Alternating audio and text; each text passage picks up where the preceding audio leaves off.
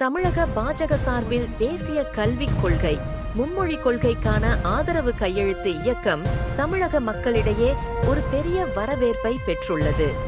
அதேபோல சமீபத்தில் அமலாக்கத்துறை வெளியிட்ட டாஸ்மார்க் ரூபாய் 1000 கோடி ஊழல் என்பது பரவலாக தமிழக மக்களிடையே மிகவும் பரபரப்பாக பேசப்பட்டது.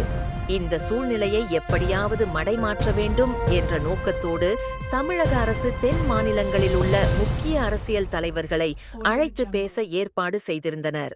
இந்நிலையில் தமிழக பாஜக தலைவர் திரு அண்ணாமலை அவர்கள் தமிழகத்துக்கு தண்ணீர் தராத கர்நாடகா அரசையும், தமிழகத்தை ஒரு குப்பை தொட்டி போல நினைத்துக் கொண்டிருக்கும் கேரளா அரசையும், தமிழக முதல்வர் அவர்கள் சிவப்பு கம்பளம் விரித்து வரவேற்பதை கண்டிக்கும் வகையில் தமிழகம் முழுவதும் கருப்பு கொடி போராட்டம் நடைபெறும் என கூறியிருந்தார்.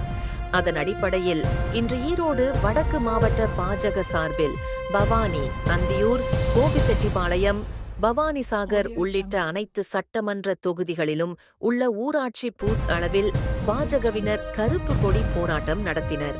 இதற்கான ஏற்பாடுகளை ஈரோடு வடக்கு மாவட்ட தலைவர் திரு எம் செந்தில்குமார் அவர்கள் சிறப்பாக ஏற்பாடு செய்ததுடன் அவரும் கருப்பு கொடி ஏந்தி போராட்டம் நடத்தினார்.